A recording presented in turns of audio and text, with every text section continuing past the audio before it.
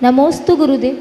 मेरा प्रश्न यह है कि हम जब मंदिर आते हैं तो हमारे हाथ में पूजा सामग्री की डब्बी होती है। इसी बीच हमारे को रास्ते में कोई बड़े बुजुर्ग मिल जाते हैं तो हमें उन्हें ढोक देना चाहिए या जय जिनेंद्र बोलना चाहिए? जय जिनेंद्र भी बोल सकते हैं, धोख भी दे सकते हैं, लेकिन धोखा नहीं देना चाहिए। नहीं, धोखा नहीं। वाह,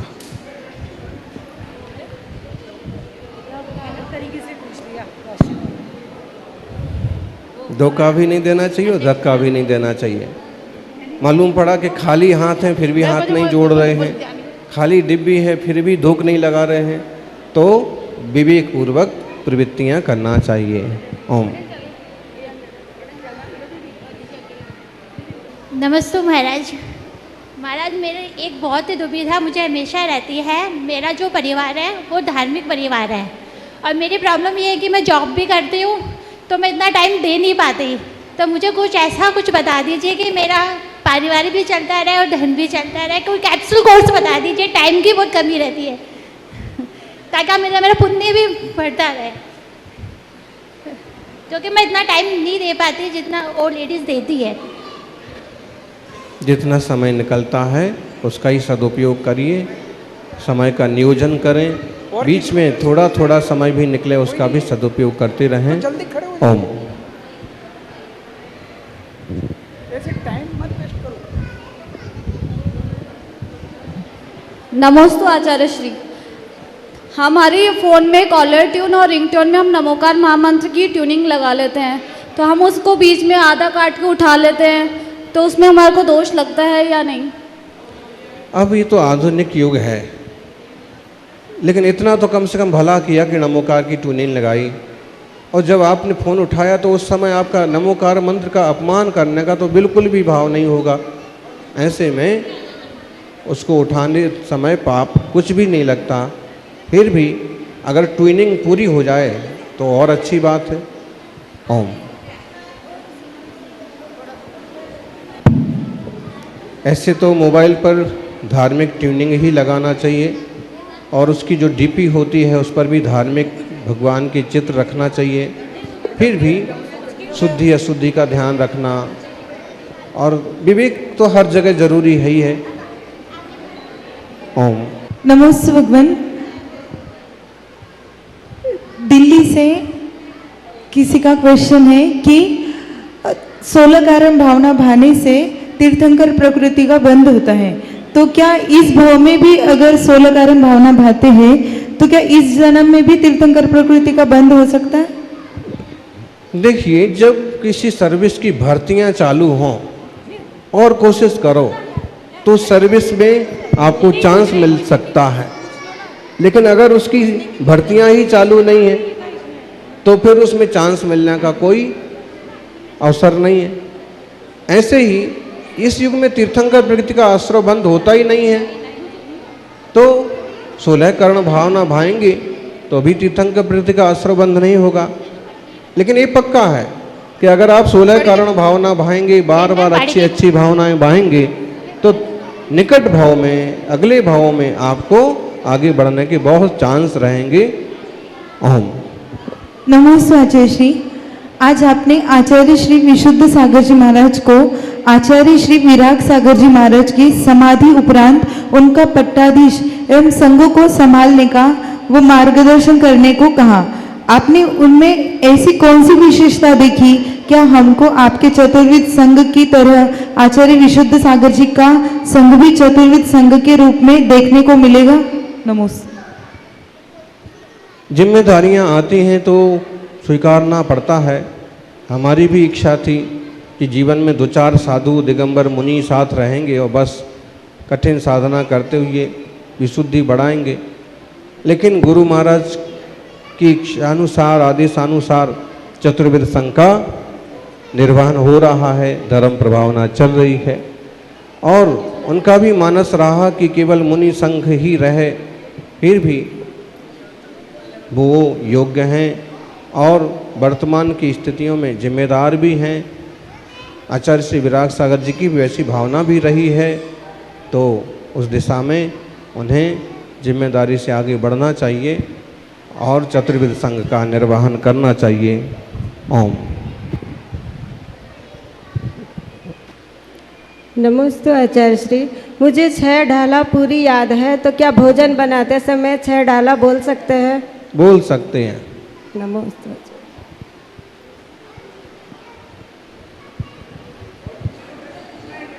बल्कि कोई भी पाठ, कोई भी स्तुतियाँ, कोई भी चीज़, पूजाएं आपको याद हैं तो आप भोजन बनाते समय, आटा दाल वगैरह तैयार करते समय, पानी वगैरह तैयार करते समय कर सकते हैं। पहले के लोग करते ही थे। नमस्ते गुरुदेव।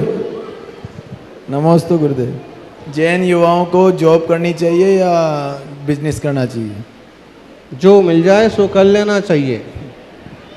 अगर अच्छी सी जॉब मिल जाए और आप उस लायक अपने को समझते हो तो आप जॉब करो, और नहीं तो बिजनेस तो है ही आपके हाथ में। बिजनेस करना ज़्यादा अच्छी बात है, क्योंकि ऐसे कहा है,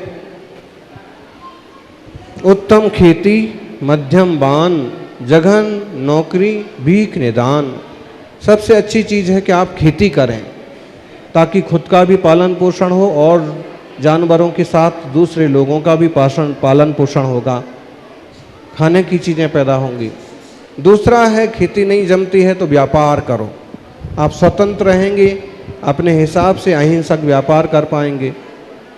फिर अगर वो भी नहीं जम रहा है और आप किसी तरह की पढ़ाई की हो, किसी तरह का बड़ा जॉब करना चाहते हैं और आपको आसानी से मिलता है तो जॉब करें। लेकिन चोरी चपाटी करना, भीख मांगना, 2 नंबर की काम करना तो कभी भी नहीं करना चाहिए। ओम।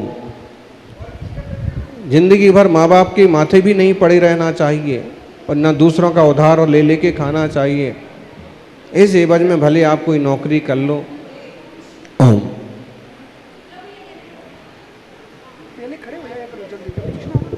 नमस्ते आचार्य श्री जी।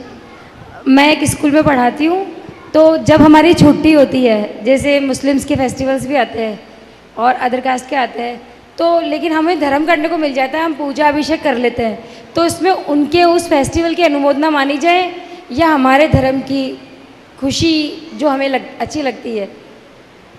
आप किसी की अनुमोदना नहीं कर रहे हैं। नहीं, हमें ऐसे खुशी होती है, आज इनकी छुट्टी है। सरकारी कैलेंडर में छुट्टियां हैं और स्कूल की छुट्टी है। आपको छुट्टी का क्या उपयोग करना है वो अपनी खुशी से कर सकते हैं, और आप भक्ति भाव से भक्ति में पूजा में करते हैं, बहुत अच्छी बात है। नमस्ते। नमस्ते आचार्य श्री। ऋचा से राजेश जैन। भगवान महावीर की मूर्ति श्वेतांबर की है, तो अपने मंदिर जी में स्थापित कर सकते हैं? ऐसी बहुत घटनाएं हो चुकी हैं कि इस तरह की एक छोटी सी मूर्ति उनके कहने पर रखी या अपने मन से रखी और बाद में पूरा मंदिर और मंदिर की प्रॉपर्टी तक देना पड़ी। इसलिए बेमतलब की ना बातें करना, ना काम करना, ना प्रश्न पूछना। ओम। नमस्ते गुरुदेव। मौन के विषय में है, मैं यह जानना चाहती हूँ कि जीवन के हर क्षेत्र में मौन को कैसे सार्थक करें। एक हिंदू ऋषि वंशीय क्षत्रिय महिला हूँ। मौन तो बहुत अच्छी चीज है, लेकिन आजकल होता क्या है कि मौन के नारे ही शोर मचा रहे हैं। मौन के नारे लगाते ना, चौकी में बोलते चुप रहो चुप रहो चुप रहो, इतने जल्दी बोलते हैं चुप रहो कि वही शोर हो जाए। तो मौन के नारे ही शोर मचा रहे हैं, न्याय के सहारे ही चोर बना रहे हैं। देख लो आप प्रॉपर्टी जैन तीर्थों की, लेकिन न्यायालयों में जिनकी प्रॉपर्टी उन्हें चोर घोषित कर दिया जाता है। मौन के नारे ही शोर मचा रहे हैं, न्याय के सहारे ही चोर बना रहे हैं। किस डॉक्टर के पास जाएं आज हम, ताकत के कैप्सूल ही कमजोर बना रहे हैं। तो मौन तो बहुत अच्छी चीज है, बस मौनम सर्वार्थ साधनम। जैसे ही आपकी अनुकूलता हो मौन रख लिया करें। लेकिन कोई जिम्मेदार व्यक्ति कोई अगर महत्वपूर्ण बात पूछता है, कोई व्यक्ति कुछ बात कहता है, तो उसको सहजता से कम शब्दों में जवाब भी दे देना। क्योंकि अगर आप सही समय पर सही जवाब न देंगे तो लोगों को आप अखरने लग जाएंगे, अहंकारी मालूम पड़ने लग जाएंगे और आपके रिश्ते कमज़ोर होने लग जाएंगे। इसलिए गैर ज़रूरी तो कुछ बोलिए मत, लेकिन अति आवश्यक है तो योग्य जवाब समय पर कम शब्दों में देने के अलावा मौन रखने का अभ्यास करें। मौन एक बहुत बड़ी ताकत है। महावीर स्वामी तो लगातार 12 साल तक दीक्षा लेके मौन रहे, बाद में केवल ज्ञान हुआ। मुनि संघ में भी अनेक मुनिराज ज़्यादातर मौन रहते हैं, फिर भी श्रावक है, गृहस्थी है, अपनी समझदारी से ज़्यादा मौन रहना, उससे अपनी वचन शक्ति बढ़ती है, वचन सिद्धि भी होती है, फिजूल के झगड़े टंटे से बच जाते हैं, शब्द कुछ के कुछ निकल गए तो झगड़े खड़े हो जाते हैं। ओम नमोस्तु आचार्य श्री। जिनेन्द्र जैन हनुमानगढ़ से। हम अनादिकाल से भव भ्रमण करते आ रहे हैं, अगले भव का बंद कब होता है? जीवात्मा का प्रथम जन्म कब होता है? हम इस भव भ्रमण से कैसे छूटे हैं? हमें आशीर्वाद देने की कृपा करें। अनादि निधन का उत्तर तो अनादि निधन ही है। अनादिकाल मतलब उसका आदि नहीं है। तो आप पहली बार कब बने थे उस का कोई ठिकाना नहीं है, क्योंकि इतना काल हो गया संसार में कि उसका आदि पाना मुश्किल है। बोले कभी तो संसार बना होगा, कभी नहीं बना। संसार अनादिकाल से है, अनंत काल तक रहेगा। अपने राग द्वेष मोह आदि के विकारों के कारण से जीव नए नए शरीर लेता रहता है, नई नई पर्यायें धरता रहता है और संसार परिभ्रमण करता रहता है। ऐसे में